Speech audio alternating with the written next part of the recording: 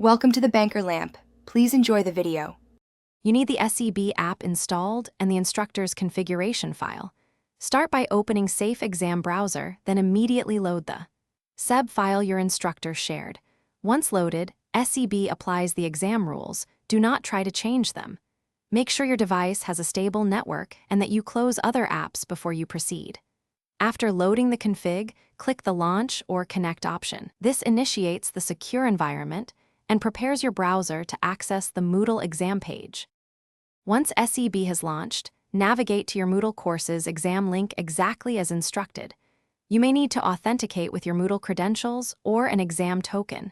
Enter them when prompted. Make sure to read any permitted resource notes. SEB will block disallowed tools automatically. If the exam is timed, starting the attempt triggers the clock, so double-check attachments or necessary references beforehand. If you lose connectivity, SEB will try to reconnect. Meanwhile, remain on the exam page. When you finish, submit the exam inside Moodle and wait for the confirmation page or receipt. Do not force quit SEB until Moodle explicitly confirms your submission. Once confirmed, close SEB to restore normal system behavior. Make sure any uploaded files appear in the attempt history.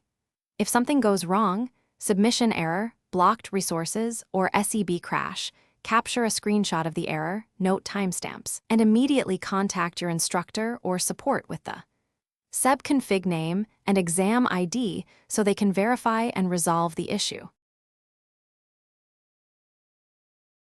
Thanks for watching. If this was helpful, leave a like and consider subscribing. See you next time.